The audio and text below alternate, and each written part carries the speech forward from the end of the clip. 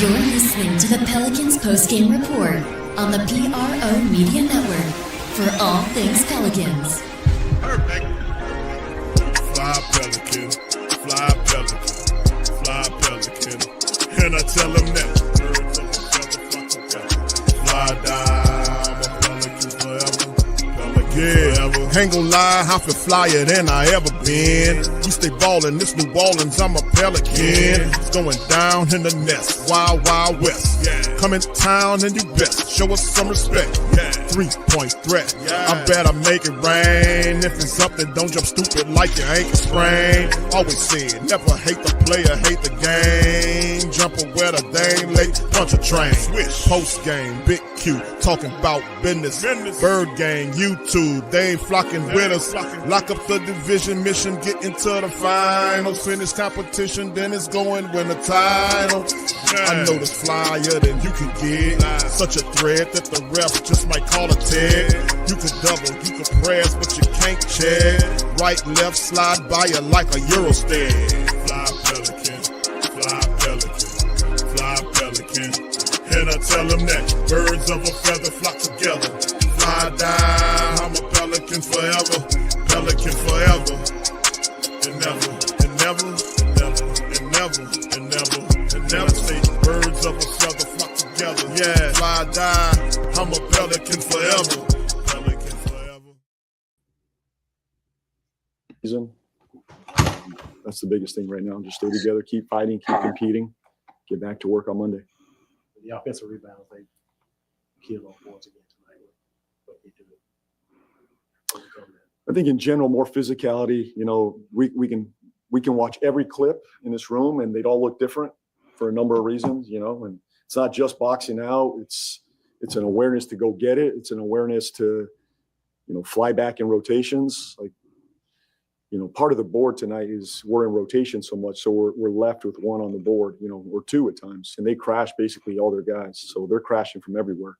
Some of these are you're just down numbers. It's a numbers game, and then some of them are physically you got to go hit somebody and go get it.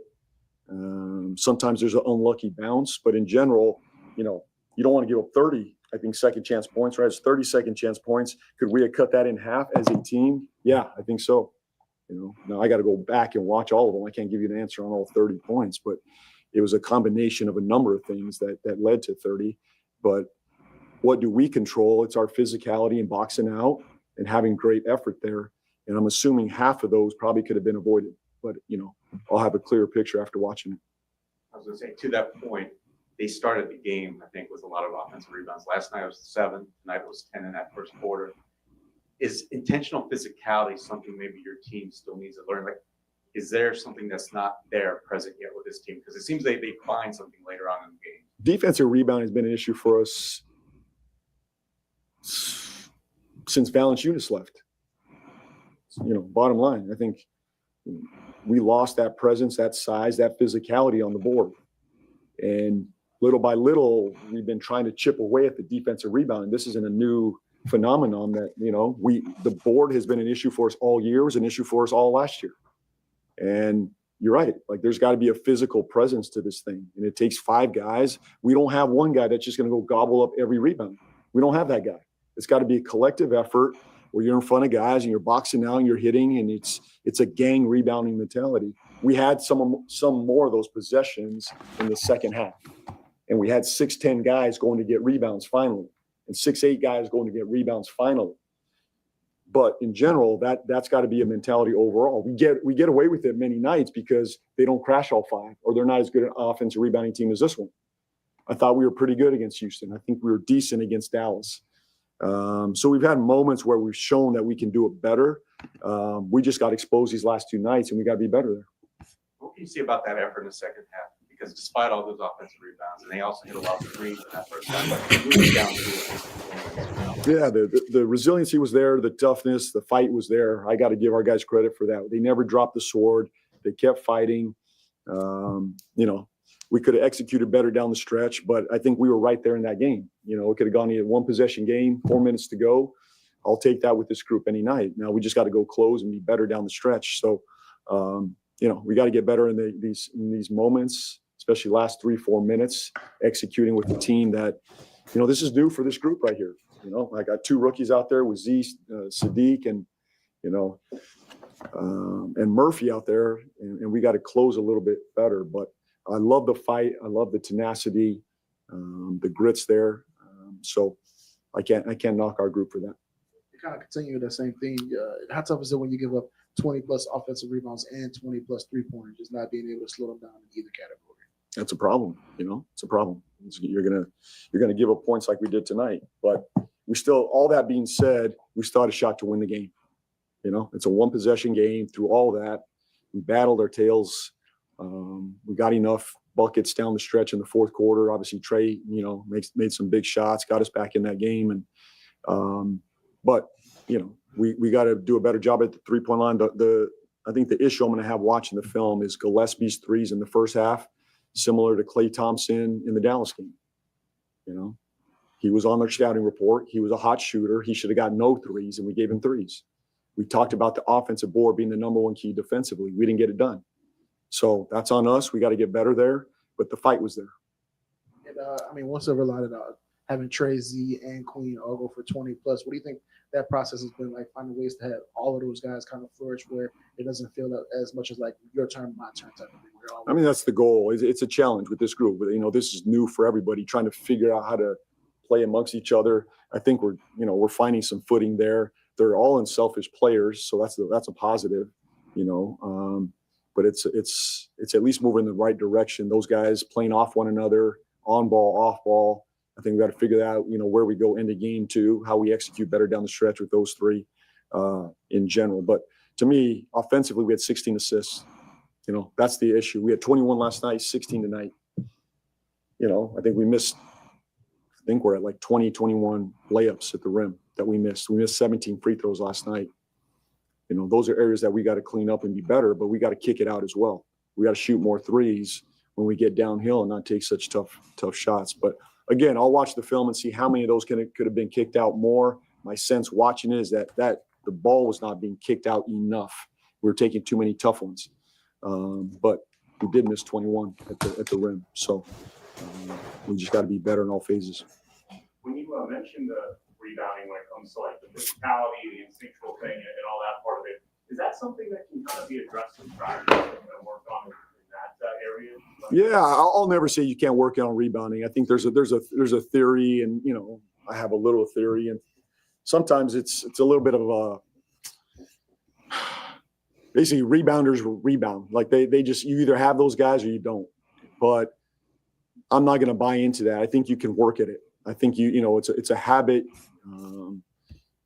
If you go back to the summer and training camp and all those, drills that you do, there's got to be a physical presence. They didn't rebound the ball like that last year, if my memory served me right. They're a much better rebounding team this year, Phoenix, at least on the offensive board. So it's an identity piece of theirs. They're more physical. They're more aggressive. They're more intentional about going after rebounds. We got to be the same. We're trying to flip this on the fly, defensive rebounding and offensive rebounding. But I'll never say you can't work at it and get better. There's just got to be intention put on it, accountability put on it, pride put on it, and be more consistent in that area. If you go back to the closing real quick, they have Devin Booker. He closed last 2 nights. What would you like to see from your group? Or is it just something that has to happen kind of organically because you do have 2 rookies? It's a work in progress. Booker's been doing this for a number of years. This is not new to Booker. He's been doing this for, I don't know, at least the last 5+ years where he's closed in any game situations where he's very comfortable in those moments. We're trying to do with a group that's new. It's new for Murphy. It's new for, the rookies. Z's obviously been in these moments closing, so we got to trust that. So I think just in general, we just got to execute better down the stretch. We're trying to find that balance of playing fast and then executing the set. Who are we going to? What are we calling? And in that 5-game run, we did a good job closing. I think we're the second best fourth quarter team in December. We're close to that. Our last 10 games, there was execution there. I'd say these last 2 games, Booker looked a little bit more comfortable in those moments. Same thing for us. I'm trusting us. I think we're growing in those areas. I think I've seen it. I have evidence of that in that 5-game winning streak where we've done a good job closing. Tonight probably wasn't our finest moment, but I think we did enough. We at least had some good looks down the stretch that we just didn't knock down as well. And then obviously last night, 17 free throws. So, but get back together and get ready to go for Monday. Not yet. I have not seen that. Good. Thanks, everybody. All right, for all things Pelicans, now tuned in to Pelican post-game report. Shout out to the fam. Appreciate y'all for being in the stream. Pelicans scorched by Suns 123-114. They're now just that quick. The Pelicans have dropped 3 straight games. That's 2 to the Suns and 1 to the Cleveland Cavaliers. 3-game losing streak just that fast. And not a good fashion, man. This is a bad look for the Pelicans in my estimation. Missing as many free throws we did on Friday and then coming into this game and not be able to split with the Suns it's just very disappointing. Obviously, the Suns, when clutch moments of the game arise, the Suns play through their star power consistently. They run a consistent game plan. They're able to get the shooters open. They are physical when they need to. They got guys that need to that offensive rebound and hang around the rim and make things happen. This is something I often talked about the Pelicans and offensive rebounding and all this other kind of stuff. And in this series, man, it really showed. We just got outperformed, man, across the board. Shout out to you guys for being in the stream. Y'all do us the service by hitting the like button, hitting the subscribe button. DC, how you doing, man? I'm doing pretty well, man. It's feeling like a job tonight, though. After watching these 2 horrible showings of the Pelicans, man, basically get their ass handed to them the same way twice, and I feel like how you felt yesterday. Now, after seeing them give up 24 points in the first half, second chance points, man, it's just ridiculous the rebounding, man. And that second quarter was just atrocious, and we could never recover, man. They got their ass handed to them in the second quarter. They fought in the first, and pretty much all other quarters too. You can find a lot of things they didn't do correctly in between those other 3 quarters, but it really was that second quarter and the 3-point shooting, man, second chance points, and just seeing this and hearing Borrego talk, man, it's just giving me a little deja vu of the Willie Green era, man. It's just all too calm, and that there wasn't real am I tripping, or they didn't even mention the thing with Jose? Like they didn't even ask him a question about that. Not sure about the Jose thing, but yeah, what's the mention? And when Borrego did collect a tech in the game, he didn't like some of the officiating. I mean, I just like to see where's the what Lex used to always say when Barbara. Where's the violence? This play with speed and violence. I just want to see some emotion. I guess invoked a little bit, or maybe not emotion invoked, but I just would like to see that they're angry about losing. Like, you shouldn't lose back to back on your home floor against any team. You should be able to steal one, unless you're playing like, the OKC Thunder, stuff like that, a few asterisks for us. But you should be able to take one. We dropped the ball on the first one, and we pretty much lose the same way, on the next one. Well, how this sound? Mike, sound okay? Yeah, you good now. Okay, cool. Yeah, this is like I said, man, it's one of the situations like we talked about Borrego doing a good job turning this team around, but we don't have much. It's a lot that we need to learn, man, with this team. The talent is obviously there, the will to want to do it, the consistency is not. We can't do it in frequency enough to sustain winning at a level as we do it consistently. We're terribly inconsistent. We're not picking up what we need to pick up.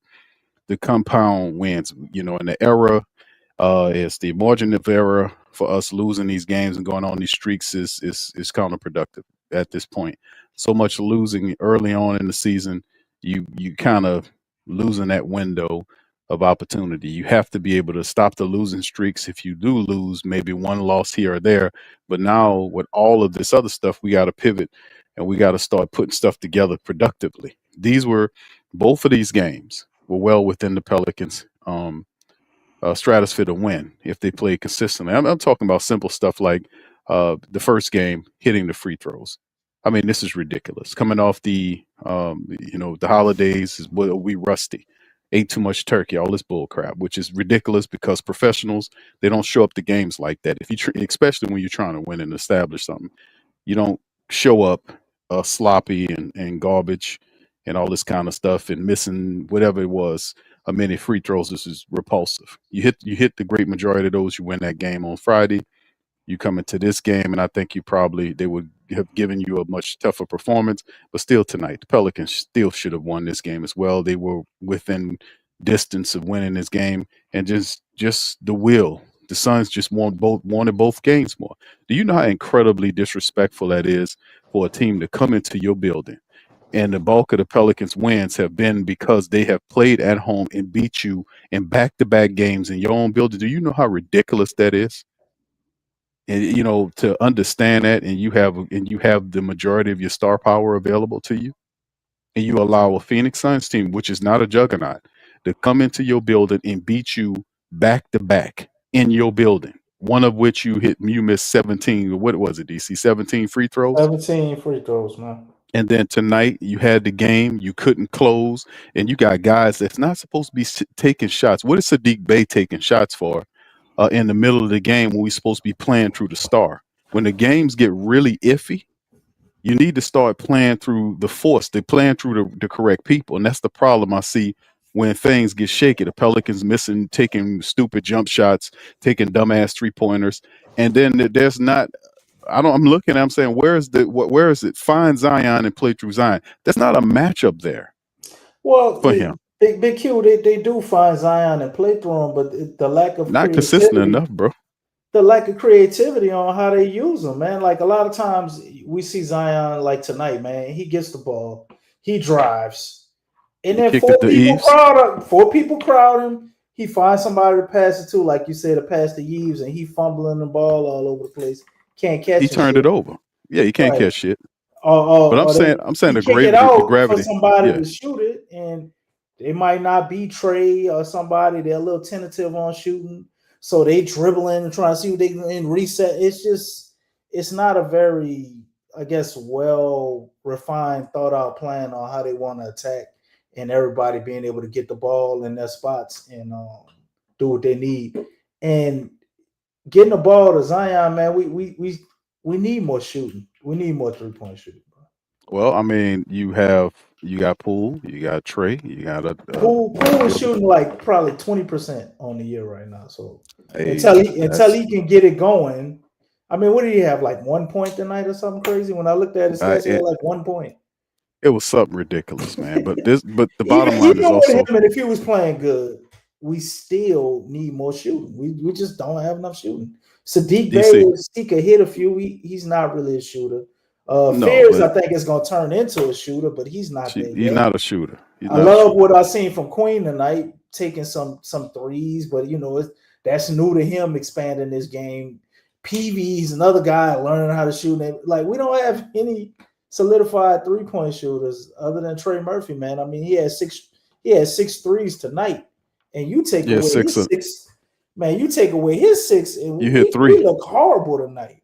You take away 6 3-pointers from Trey. You left with 3 because they went only 9 of 27 tonight. And no but outside of that, the defense, we always hitting maybe anywhere from 7 to 9 threes, man. That's their thing. Granted, but that's also the other side of the coin that I wanted to get to as well. Outside of just talking about the offensive ineffectiveness, the defensive side, the inability to guard the 3-point shooter, knowing on the scouting report that you got guys that are known to shoot threes, massive threes, and not covering them correctly, where we stop these guys from doing what they're supposed to do.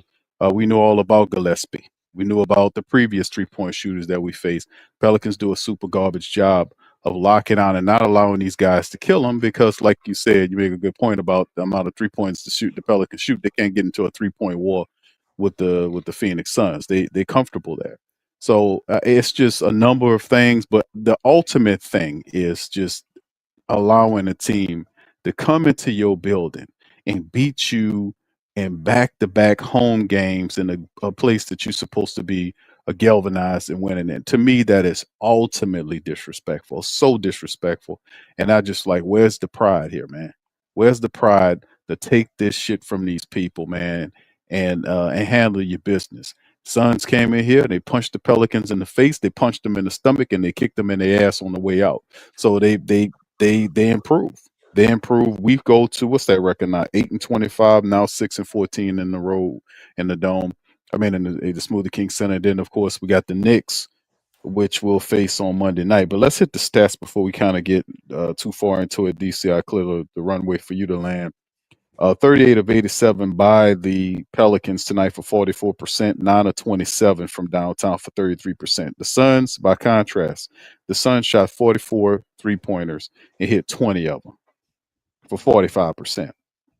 So they spiked. Now the Pelicans did improve the free throws, in which they missed 17 the night before. This time around, they went to the line 33 times and converted 29 of 33 for 88%. So that was something they focused on and improved greatly over versus 13 of 19 by the Suns. So they did get better there. The rebounds, still Suns way 55-43, 14 offensive rebounds by the Pelicans, 22 offensive rebounds by the Suns tonight. 22 offensive rebounds. 30 second chance points, Big Q. That's horrible, bro. So 22 offensive rebounds.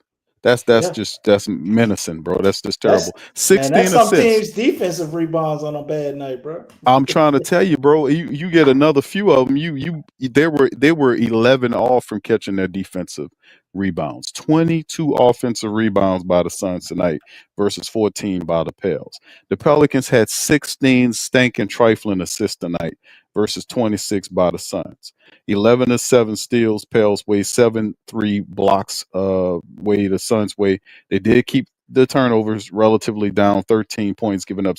13 turnovers giving up 17 points versus 17 turnovers by the Suns giving up 23 points. And man, fast break game. Suns 19-15. Points in the paint battle is 56-44 Pels way. The largest lead Pels had was 4 versus the Suns 13 in the matchup. Individual statistics to talk about in this matchup, man. Like I said, it's a lot of stuff to work on, and for the Pelicans, man. And it's just more of the same, bro. 24 points by Trey Murphy. He led the effort in 37 minutes. For Trey, 24. He was 6 of 12 from the field. He hit 6 out of 9 from downtown. He was perfect from the foul line, 6 for 6. 6 rebounds by him tonight. The next star up, 22 from Zion in 29 minutes. He was very efficient, 8 of 11 from the field, and he did hit 6 of 8 from the foul line, 4 rebounds. He did have 4 turnovers, but he also had 2 steals and a block to go along with that 22 points.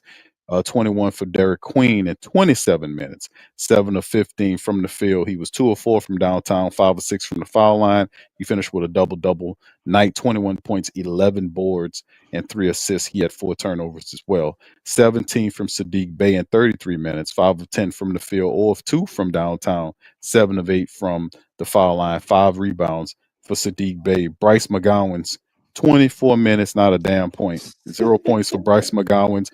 I don't know what's up with Bryce McGowan's, man. He looked like shit the last couple of games. The starting lineup, man. It's over. Yeah. I don't care who the PV, Jordan Hawkins, it's just a bad omen at this point, man. We've never won a game with him in the starting lineup, man. So they gotta move on from that shit if Herb not ready Monday. Yeah, because this is, and DC, let me finish up on the stat line, bro. But you make a point, because Bryce McGowan's has not, he's played, he had a few defensive stands tonight doing in the game, but not enough to rep for. The first game, the Friday game, he was shit, man. He's playing heavy, 24 minutes, but not giving the point. 0 for 5 from the field, 0 for 1 from downtown, 1 assist, a turnover. That's laughable numbers, man. Bryce McGowan's have to hit the bench again and earn his minutes again, bro.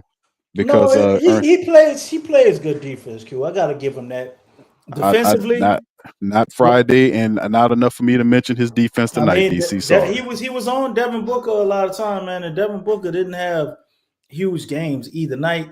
But I mean, he still looked like D Book. But I mean, he was like 6 for 16 tonight. So I understand what Borrego is doing, putting him out there. But I'm just looking at it's like since Herb went down, the starting unit is just they don't have any continuity really, man. It almost takes them like maybe till the middle of the first quarter before they can kind of get going a little bit. Definitely when Zion get out there, but it's just not working, man. As far as him fitting that unit, well, we went on a winning streak and they were actually executing. We said a lot of things about Herb. A lot of people have been hard on him, but I mean, he's a hell of a lot better than Bryce McGowan's. Offensively, his game was coming along, and he was a big part of that 5-game winning streak that we went on. And you put Bryce in there, and it's just the offense has completely stalled out with our starters, man. And he's almost a little too timid to take shots, and the hesitation to me of him just thinking, should I shoot or should I not? I don't know if he's trying to make sure everybody gets their proper shot attempts or what it is. But everything feels like he's hesitating, man, on these attempts. And yeah, we talked about that last game, DC, how he drives and then looks to kick as opposed to score. And once you get the ball and you drive and put pressure on Booker to guard, you do something, make him work on the defensive end. And that's something that Bryce McGowan's. You're right, it is timid. He's very timid out there, and I don't like it. We don't need a timid off guard right there. We need somebody that's going to attack. If you're going to be one of the guys that guard Book on, in the game, you make them work defensively. That's all I'm saying. Because a lot of times when you make these guys work defensively, it takes a little bit out of their offensive bag. So I mean, it's regardless or not. Book had 30 yesterday, and he put up in this game 20 points in this game. So I mean, regardless or not, man, we need better production from that spot, man. Jeremiah Fierce had 18 points and 8 rebounds and 2 assists in 34 minutes. 19 shots. Right off of 19 shots. So, and of course, off the bench, man, outside of Zion, I mentioned, not too much to talk about offensively. Jose Alvarado got in a fight. He got thrown out of there. Yeah, he punched the shit out of Williams, man, with his soft ass. Williams soft, man. Yeah, Williams he was up there throwing. He should have. Jose punched the shit out of him more. He probably even feel that shit, man.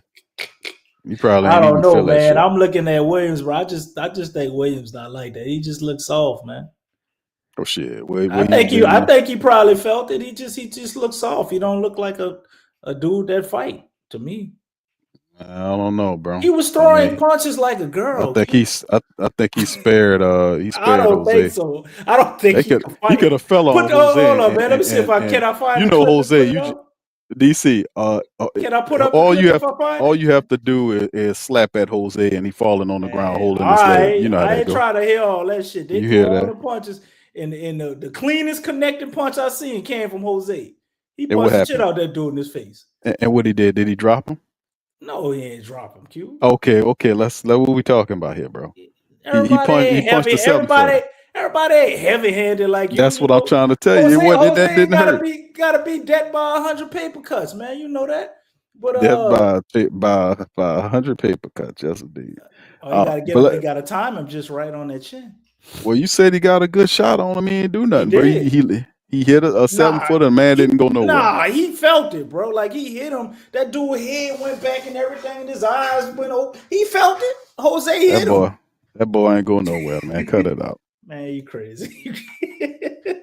That boy ain't go nowhere, man. That boy stood up there and took that little Jose mouse punch, man. That didn't do nothing to that boy. He punched Jose. He punched Jose like 3 or 4 times. That was so soft. Like he was just throwing. He wasn't trying to hurt him, bro. He wasn't trying to hurt old Jose, man. Jose went running off to the locker room. I don't think that's Jose was running to the other side to try to go catch him in the tunnel so he could finish beating his ass.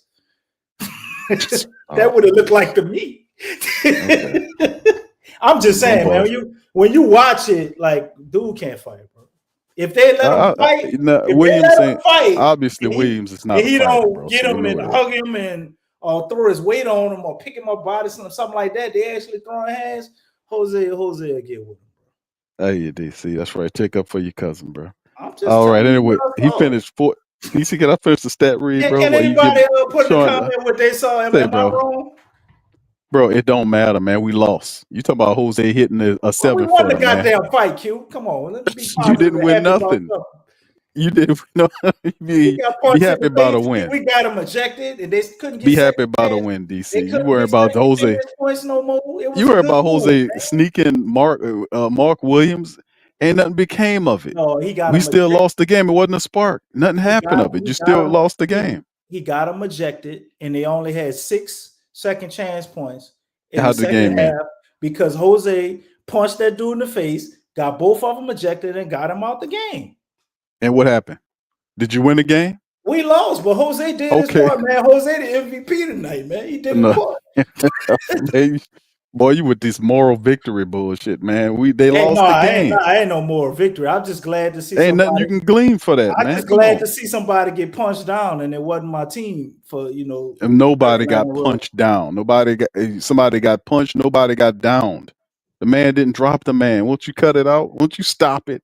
The man hit the man, and nothing happened. Somebody 5'9" get a clean shot on you, and you 7 feet tall, And man. nothing happened, man. The boy didn't lose his he didn't hit the ground. None of that, man. He lost his dignity. He ain't landed. He lost his dignity, and they won the He didn't game, land a DC. clean punch. If anybody lost their dignity, it was the Pelicans, man, getting beat in back-to-back home games in their own damn building. You gonna talk about dignity? Come How on, the brother. Pelicans gonna lose their dignity? They ain't had none. Oh. What you talking about?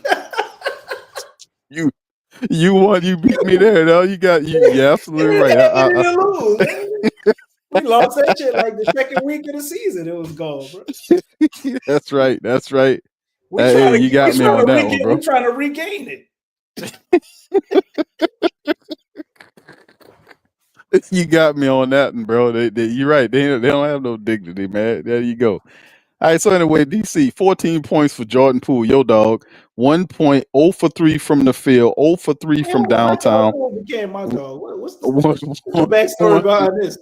1 for 1 from the foul. He got the way he connected DC. He got a free throw. Everybody that's light skinned is got a connection. I didn't mention anything about light skin, brother. I didn't say nothing. All right. So anyway, that's what it is, man. And on the other side, man, Devin Booker led his people 20 points from him, 18 from Brooks, 15 from Royce O'Neal, 17 from Colin Gillespie. Colin lit him up. He was 5 for 7. Chief Gillespie, son. He hit 5 of 7 and lit the Pelicans up. Obviously, the Pelicans don't read those scouting reports.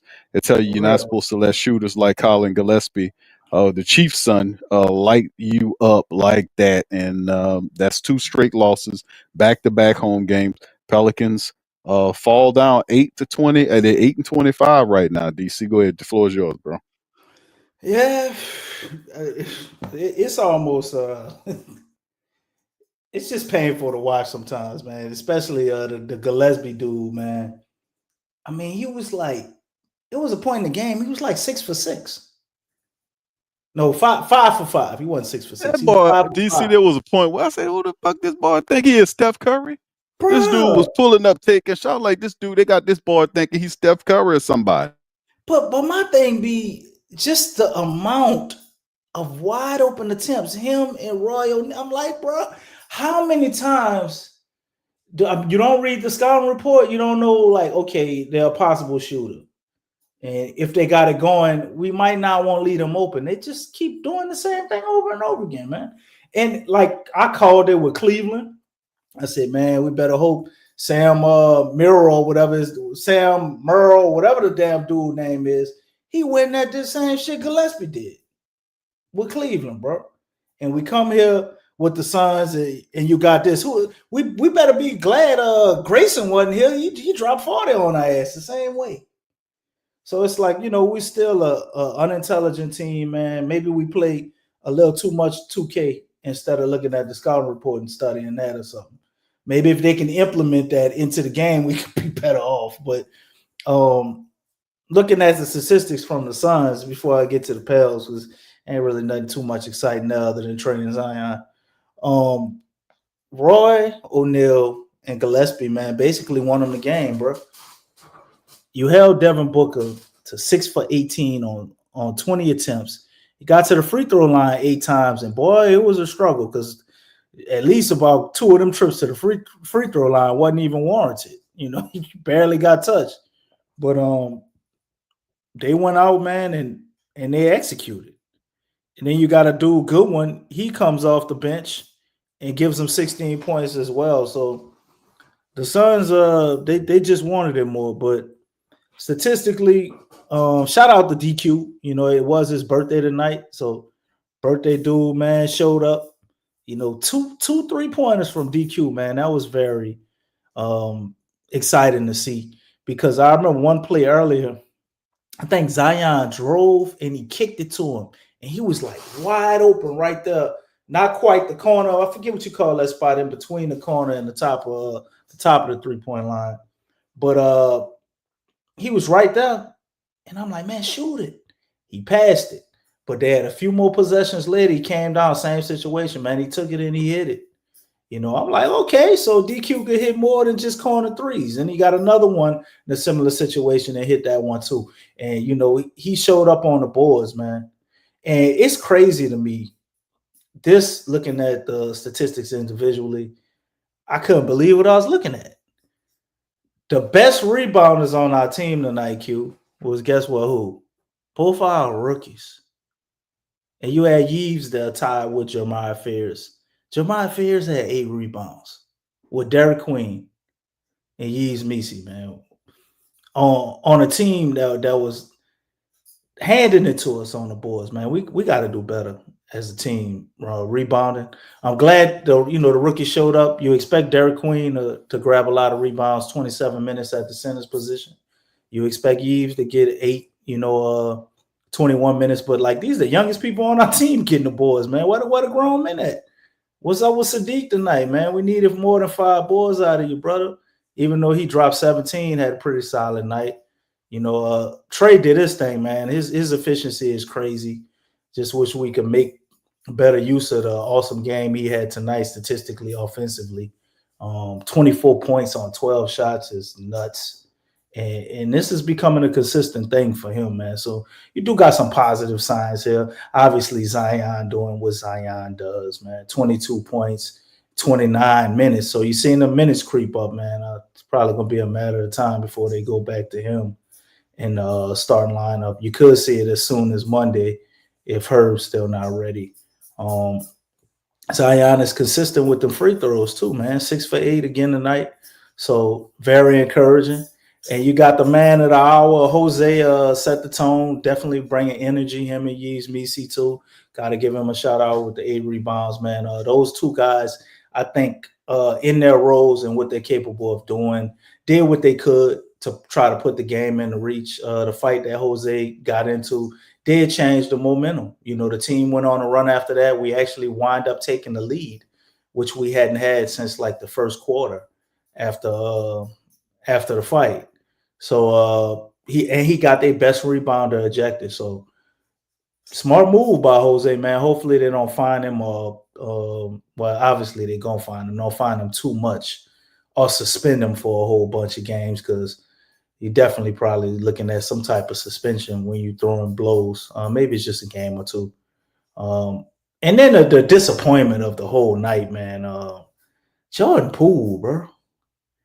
Like he had this weird game last time against the Suns. What are the Suns? His kryptonite or something? Then he goes out tonight, man, and he only has 1 point. 1 point, 1 rebound, 3 assists. I understand last night he had a wild game, and the idea would be to like calm him down or rail him in so he doesn't take these erratic shots in the fourth in a close game and stuff like that. But man, it just he went from one extreme to the other. So I don't know what the hell going on with Jordan Poole right now. It was looking very promising, him coming back from injury. Obviously, he's still rusty. I know he hasn't shot well this season. but he ain't a 20% 3-point shooter. I expect him to improve at some point, man. But he need to figure out this rut and kind of get out of it, man.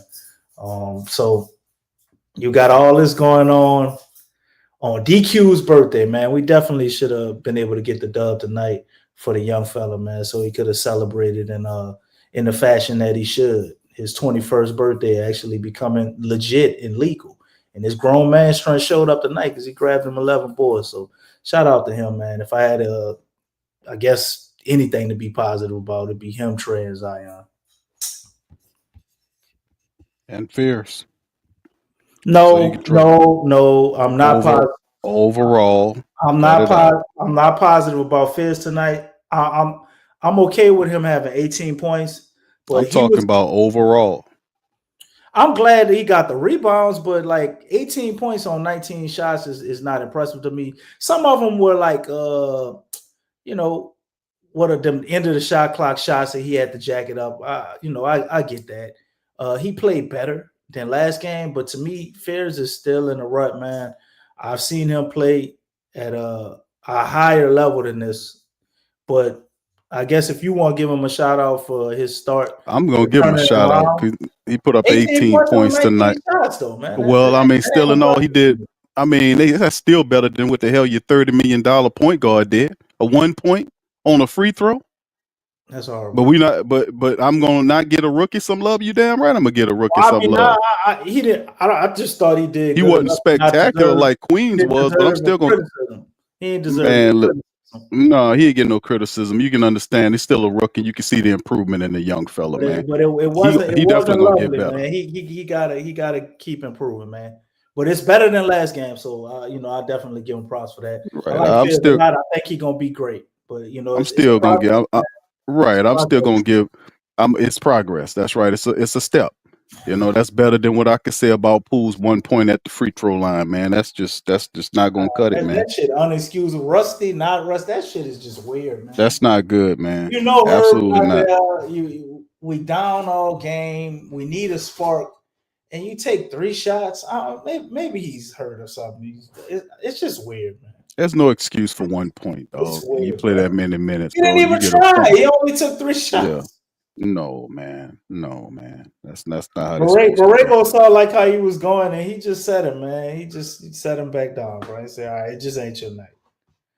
Man.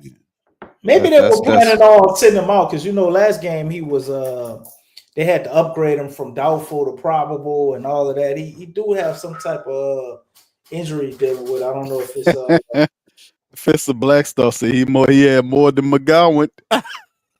Damn, god damn. Maybe that was the point. Maybe that was the point.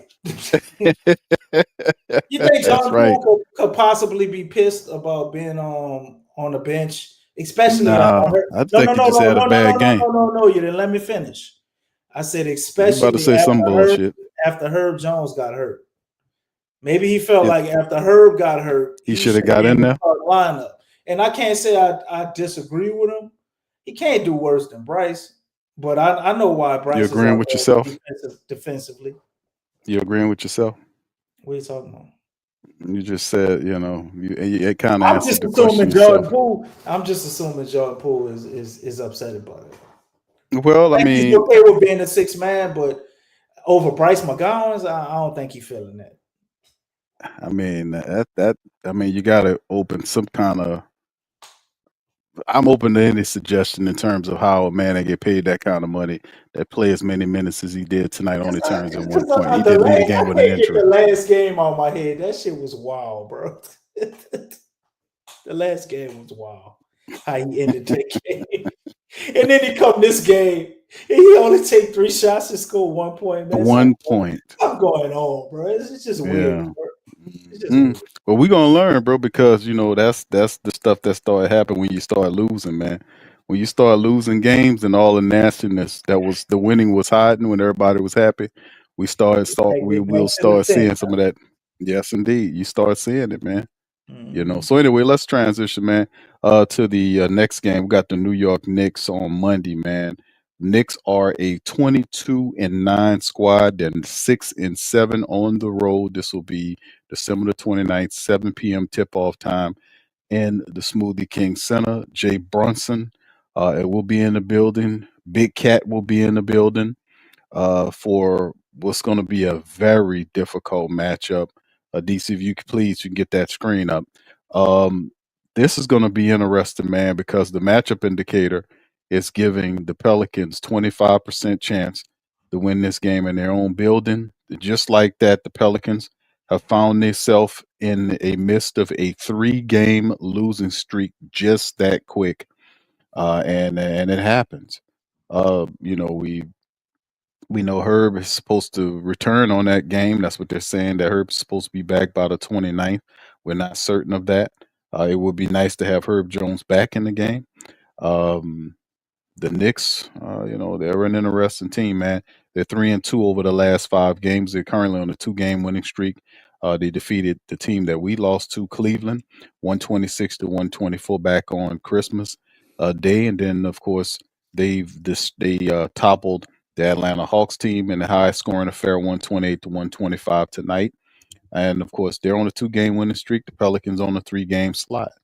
I mean, we gotta stop this, man. This is I wanted us to at least split with the Suns, but the Pelicans, man, gotta stop the losing. They're gonna have to figure out what to do and come up with some answers quick for Monday and stop the bleed, man, because we got some 3 really interesting games coming up this upcoming week, Monday, Wednesday, and Friday. We started off with the Knicks, and man, listen, it's not gonna be pretty. Let's preview this, DC. Go ahead, you got the floor. Yeah, man. This is a tough one, man. This is a tough one. We don't have an answer.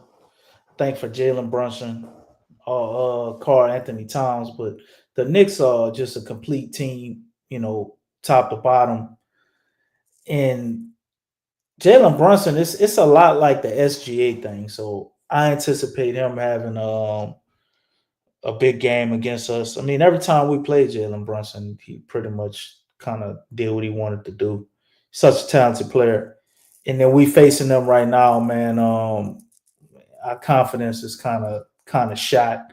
I don't think this is the type of medicine you're looking for. Playing a New York Knicks team who's 22-9.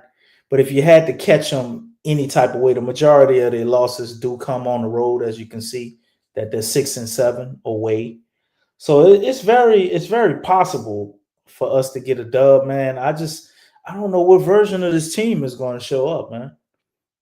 Because if I see what I saw tonight, well, they're still unserious about just simple stuff. Reading the damn scouting report, covering 3-point shooters, boxing out, getting rebounds. The rebounds thing to me is, I know there's a lot of strategy that could go into that, but it's almost just a focus and an effort thing. Obviously just having focus and effort ain't gonna make you the best rebounding team in the NBA. But I guarantee you, if you put in effort, energy, and focus there, you're not gonna be one of the worst.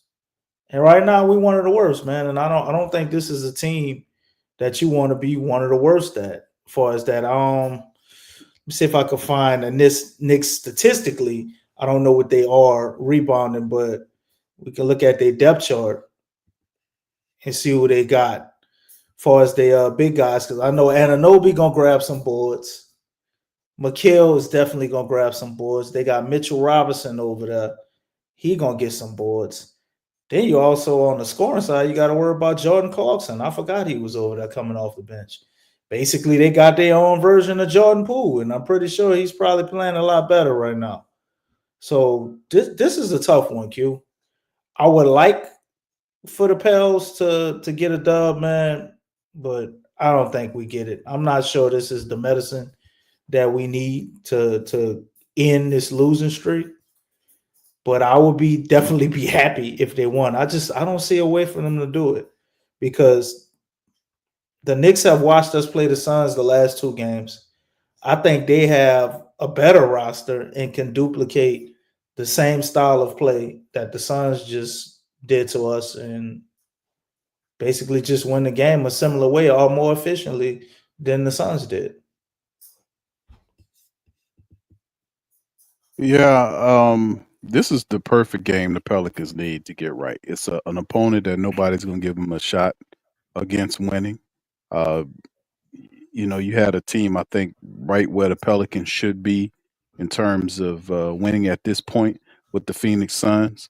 Like I said, the Friday debacle with them missing free throws, unprofessional. Tonight's matchup, how they played, unprofessional, expensive player, 1 point. Guys they just didn't step up. This Knicks game it'll be perfect for them to reestablish themselves as a team that's serious about doing some positive stuff. You got to defend home turf.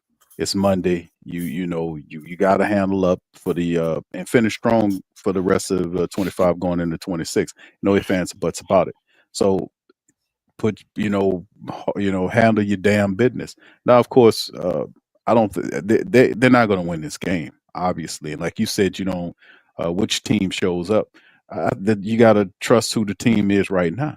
I mean, we've seen over the last 3 games, the Pelicans play basically the same inept style, inconsistent, non-professional style for the last 3 games. Fighting up to a point, but not completing the you know what I'm saying? What's the purpose of the fight? And you don't fight enough. If you're not fighting for the win and knocking the other team out and taking the opportunity away, what good is the fight you're talking about? That's why I'm against all this nonsense about giving these guys credit in these efforts. You didn't fight hard enough to win the game. That's the point.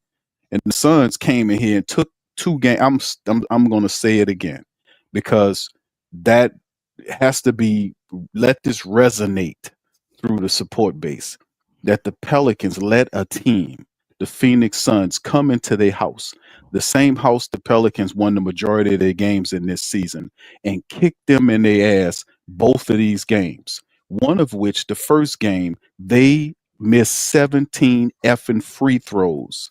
Yeah, they kind of kicked in themselves this. in the ass the first game. To be The real. bottom line is it's still a non-professional effort. The Cleveland game, you can kind of say, okay, it was this, they was tired, all this bullshit.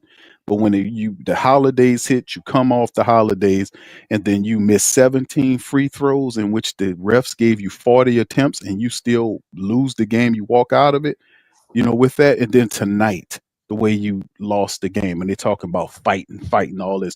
The Phoenix Suns was fighting too. And at the end of the day, guess what they did? They took 2 home games back-to-back fashion from this damn team. So what I'm stuck with right now is 3 straight losses by the Pelicans that pretty much is sloppy, undisciplined, unprofessional, a low IQ basketball team in clutch moments, not knowing what to do to finish games. And other teams have people within the range of the game to close the damn game when it's called for. You see Booker with the ball in his damn hands, making the shots, making the passes to guys shooting 3-pointers to close the day, guys offensive rebounding, guys blocking shots, guys playing with the right mentality to close the game. We know Dylan Brooks is special. We know he got some type of mental issues going, but at the same time, he do enough to help his team win. What I'm saying is, as a team, y'all have to figure it out. This communication bullshit with them not understanding who they need to guard, not getting 3 points. And this is key. This happens all the time, especially over the last 3 games. The last 3 games, in the Cleveland game, they killed them shooting the ball. In the last 2 games, they killed them shooting the ball. This team relapsed too damn much. It's too many games that we've lost for them to relapse this fast. How isn't this information being retained in a way where it's leading to something? They act like they forget how to play basketball in the clutch time moments. We've been here before. We've lost enough to be able to understand what we need to do. But these people they don't have a memory. They don't have a consistent memory where they know, hey, man, guess what? This is where we effed up at. We need to not do this. And they don't get it. And that's what I'm saying. I don't believe what they did previously. I'm taking what they did the last 3 games, which is play unprofessional ball, don't close out on the 3-point shot, confusion on the defense, confusion in the clutch time moments. Will it get better against the Knicks? They'll go out there and try, but in the end, the Knicks ain't playing. They're gonna kick them in the ass too. So these people they got to figure it out. That's why I say Borrego. I was talking about, I like Coach Borrego, man, but listen, it's a difference when you get coaches in here that have a resume, that know what to say and do, and have the paperwork and the trophies behind them that make something, man. And that's what this team needs. This team needs somebody that been through this shit, that has the leadership ability to pull them through to the other side. So that's what this is about. And I'm going to say it's a loss. But at the end of the day, DC, the truth is the Knicks is the proper team that the Pelicans need to have to get this stuff right, because ain't nobody going to give them a chance to win this game, including myself. That's all I got, brother. Go ahead. Yeah, man. And looking at these stats right here of the Knicks, you're looking at a team that's going to come in. They're going to put up 43 pointers, and they're going to hit 38% of them. So, and on the flip side, with the rebounding, see that's the shooting splits here. When you look at the players and you go in the rebounding column, they get 46 rebounds a game and 14 offensive rebounds on average. They may be a little wounded in that area because we're not sure Josh Hart gonna play, but he good for 8 rebounds, and then him coming back. I think he's out, DC. I think he's out. That's what I'm saying. They're gonna be a little wounded in the rebounding area, but by him not playing. But this is not an easy matchup at all. And if they can beat this team, I think they're good enough. That would be good enough to ignite another little mini win streak. Because if they want to do anything worth having, or at least make things interesting for Atlanta, man, they're going to have some win streaks here or there. Nobody's expecting them to go on a 12, 15-game winning streak or anything crazy like that. Hopefully you could get up to 8, maybe 10. That's about the longest I see them going. If they can execute the little things, like you said, bro, and actually have a goddamn memory, because we watched this, man, but it's just one thing I just can't deal with. When the Pelicans get like amnesia and they just lose the same goddamn way repeatedly. I can't handle that.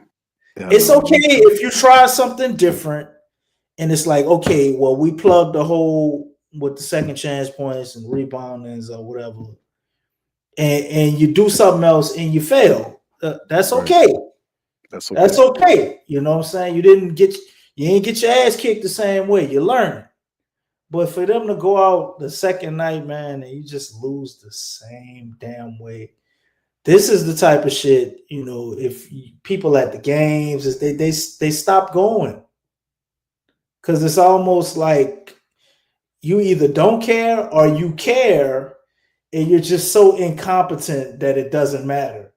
It just looks like you don't care because you don't care enough to be more professional about handling your business, man. I think you're right on that, bro. It's the not care enough, because that's the thing. It's the effort. The effort, like you have other teams like Phoenix, didn't make it easy for the Pelicans, and they're not supposed to. And we understand that. That's why you have to take the game away from these people. If you're in your building, if you're defending home, you got the crowd behind you, and the faithful showed up for these games. They showed up for both of those Suns games. And in the Pelicans, it comes down to it. It's just the same stuff. These people don't have a memory worth a damn. They don't have a memory worth a damn. The studying, the communication issues that keep happening over and over again. And you got to keep preaching to them. Hey, man, you got to make sure y'all communicate to understand who needs to be here. This is your man. And I don't, and it's just like too many games and happen to this point for us to keep revisiting the same stuff. That's all I'm saying. Where's the memory? Where's the memory in this stuff? Like, you playing all these games. Hell, you're about to flip in a couple days, bro. We in 2026. So, I mean, all this is turning over and time is gliding away. You have to be able to take what you did up to this point, and you got to use it in a way to understand what you need to do. if they need to switch philosophy in terms of how they doing it with zone and man, all this kind of stuff, then they need to do it, because whatever they telling these guys is not sticking. They can't keep it. They can't keep it. So I mean, this is what I got, man. But anyway, I'd like to thank you guys. Shout out to y'all, DC. Appreciate y'all for being in the building, man. For this one, the Pelicans go down 3 straight. They're on a 3-game slide right now, man. We have a game. We got a game coming up next week, Monday, Wednesday, and Friday of the upcoming week. So it's not going to get any easier. So at some point, you're going to have to, instead of us, taking that approach, the Pelicans going to have to put they're going to have to be professionals, man, in every game, play their asses off and outplay the other team. I don't care if they give them a shot or not. You got to take yours.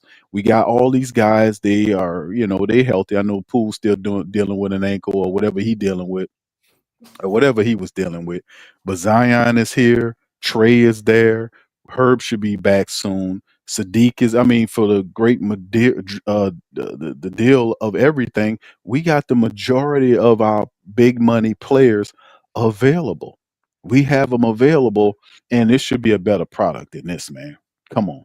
You got to figure this out. It has to be. It has to be. We got guys that's making a lot of money, and we not doing what we supposed to do here, man. It's just that's what's getting on my nerves. I'm tired of all of the stupidness with these people repeating these mistakes over and over again. And by the way, early next week, we should get another a really close update, DC. Not next week, but start of January. The 2nd is when they saying that DeJounte Murray, we're gonna get it's supposed to be January the 2nd or around that time frame. We should be hearing about it. That ain't happening. We're gonna see him. We're gonna see him actually do an interview and talk about his injury and where he had stuff on January 2nd. That's usually how they do it, but we'll see, bro. We'll see. It could help. Go ahead. Shout out to Jessica, man. She had a question for us. She said, "You think they ever gonna put Zion back in with the starters? So in the starting unit." What's your thoughts on that, Big Q? And I'll give mine and my closing statements, and we'll get. Man, at some point you got to put him in the starting lineup if you're losing. What's the purpose, right? If you're winning without Zion and Williamson, without him being in the lineup, and that justifies his production and his minutes off the bench, then that's fine. But my thing is this guy under a permanent minute restriction? How they treating him? Because if that's the case, then the bench lineup sits for him, because at least that way he's in that for certain periods of times. Like he finished the game tonight, and that's what matters to him. So that's a good question. But if you're losing, what's the benefit of having them off the bench if you're losing, man? I don't get that part of the game. So at some point you want to see Borrego adjust his lineups to some kind of way, figure that thing out, right? Because we'll see. But then again, DC, also you gotta, the Herb Jones is a part of this thing too, because if Herb is healthy and Herb comes back, Herb and Sadiq back in the lineup, that also impacts Zion, because that lineup has a chemistry feeling to it where Herb and Sadiq playing together, man. Those guys look really, really good together, and the lineup works with those guys in that starting lineup together. So Herb's supposed to be coming back soon. If that's the case, that could also affect whether Zion gets into the starting lineup. Because like Borrego said himself, he said this in the previous press conferences that he mentioned, he talked about having more feelings toward what lineups work the best. And he really loves that lineup. That lineup is one that gets results. So Herb getting back with Sadiq and bringing Zion as a heavy-handed, force off the bench with 20 points and what he's doing right now, because his numbers are actually pretty decent, and he is playing in the clutch moments of the game. So we'll see how it goes. But if Herb's in there, I say no to Zion getting that starting lineup, because Sadiq and Herb, I think that's one that Borrego prefers. Go ahead. You got it, bro. I say yes. Zion will be back in the starting lineup regardless of Sadiq and Herb, but it's only going to come when they are fully, invested or sure about his minutes, about him being able to play unlimited minutes. Because the main reason for Zion being off the bench is not only because Sadiq was playing awesome and we know all the things that Herb can do that nobody can do defensively. We need to find a way to get him out there too. Was the fact that Zion's coming back with these minute restrictions, and we've all seen it. Somebody pointed it out last game in the comment section. I can't go through all the comments, my man, but he said we were up 5 and Borrego took Zion out. If he would have left Zion in the game, we would have won. Zion goes on these stretches and he will play terrific. He get really hot and then they take him out and sit him down, especially when he has these minute restrictions because he only has an allotted amount of minutes. They want to make sure you got enough minutes for late in the game. Sometimes it looks stupid coaching-wise because of that, because by the time we get late in the game, we don't have a shot, and we're like, why weren't they playing Zion? So they came up with this idea to play him, towards the end of quarters where he can play his minutes without having to come in and out so much, being longer than 3 to 5 minute stretches. Sometimes you see Zion out there for 7 or 8 minutes. You know what I'm saying? So I think once they can unleash him as far as his minutes, we'll see him go back to the starting lineup. And I think it's really that simple. The only thing that could stop that is if we're on another winning streak. You know what I'm saying? And we got things going now. I see you, my man. Jedi Connor. Yeah, Alexa's doing well. She got a lot of things going on with coaching our basketball team. She's been extremely busy, so that's why she hasn't been around for us doing the shows. But the other thing you touched on, Q, and I think we're seeing it real time for us, the coaching with James Borrego. Everybody's all excited and like, when we're on a 5-game winning streak, extend him, sign James Borrego, don't make him an intern anymore. And now it's like, shit, like you say, we need championship experience. We need this and that. And I think ultimately at the end of this year, unless James Borrego does something phenomenal, we have to pivot, with coaching. Or at the very least, let's say they love James Borrego, we have to update our coaching staff, man.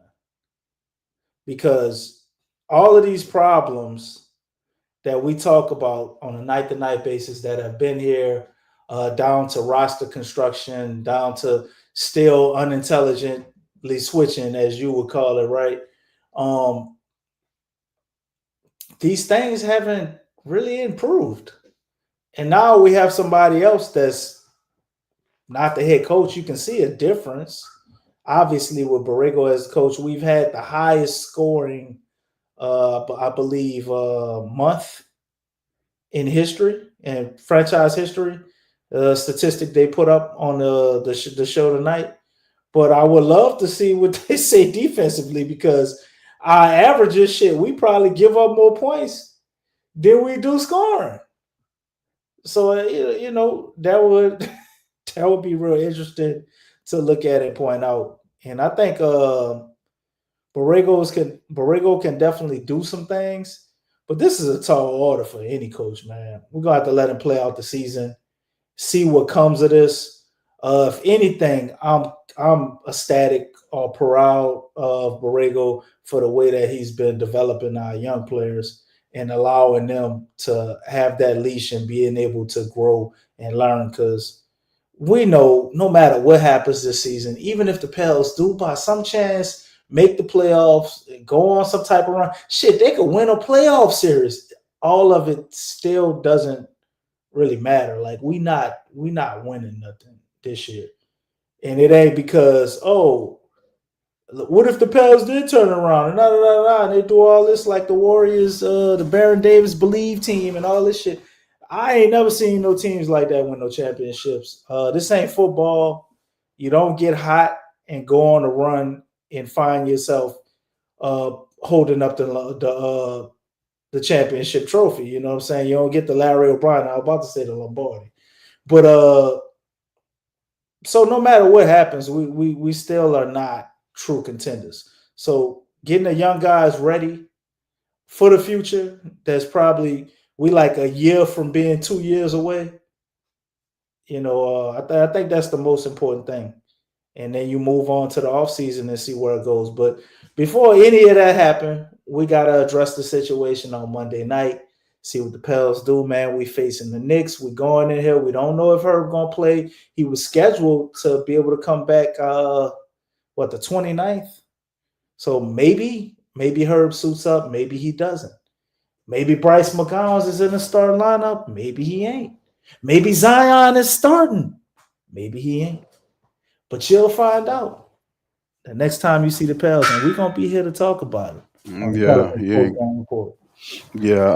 I mean, at some point, a $39 million player you think would make it back to the starting lineup. The problem is you got the injury situation is availability issue, and he's going to, in my opinion, and it's just my thought, that he will remain under minute restriction for the foreseeable future until they get to a point where they feel really comfortable about him getting off that restriction.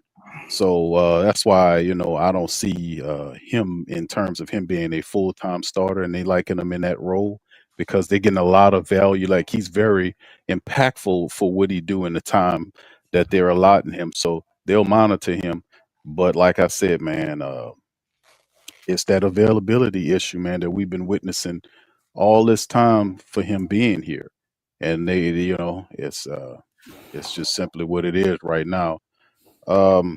Shout out to y'all, man, for being in the stream, man. We'll see how they handle it because they got to switch up the lineup some kind of way. We'll see what he do, man. Maybe desperation will put him in there. I don't know. We'll see because Borrego got to do something, man. The way they losing these games, especially the last two losses to the Suns, is ridiculous, man. It's totally unprofessional. They got to do something. They got to shake something up. They got to shake something loose. They got to do something different. Really, for real, man. They got to do it fast. So anyway, that's all we got for y'all. We appreciate y'all being in this episode of PPR. Please feel free to hit the like button, hit the subscribe button. LSU lost too, by the way, 38-35. They just lost to Houston. Hope that the Saints get that win against the Titans tomorrow, man, because my goodness, man, we can't get no good sporting on down here in Louisiana. We're going to holler at y'all on the next one. Much love. Peace. Go Pels.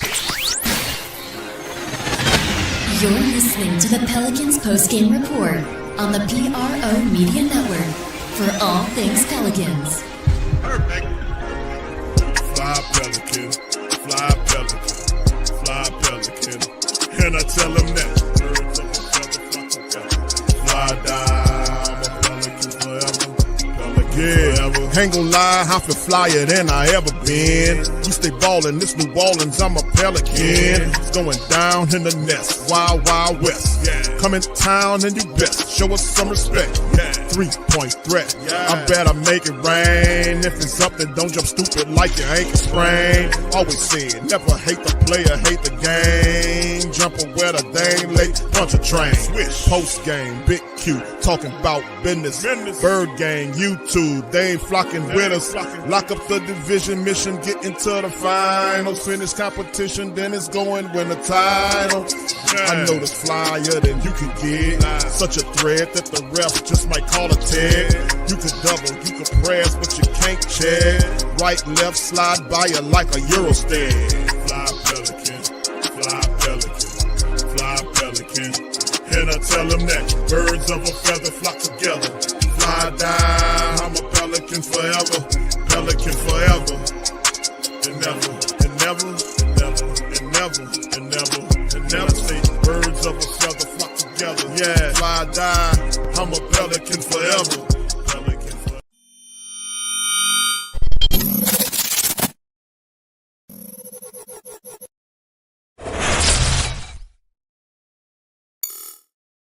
Hey, New Orleans!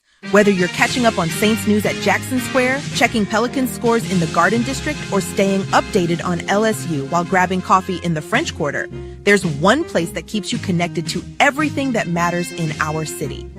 From Bourbon Street to the Superdome, from Preservation Hall to the Riverfront, New Orleanians are staying in the know with the WhoDatDaily.com. Your daily source for Saints, Pelicans, LSU, and all the sports, music, and culture that makes our city special. At work downtown, at a game in the Dome, or just relaxing by the Mississippi, wherever life takes you in the Big Easy, you can stay connected. Because when you're from New Orleans, you don't just live here. You stay in the NO. That's stay in the know. Visit the WhoDatDaily.com and never miss what matters most to Who Dat Nation. Stay in the NO, stay in the know. Welcome to the Pro Shop, where we create authentic NOLA-inspired clothing for men, women, and children. From Saints jerseys to Pelicans gear, everything's crafted right here in New Orleans. Whether you're shopping the Pro Shop, the Pel Shop, or the Pro Shop Kids, we've got your whole family covered with genuine merchandise that represents our city's spirit.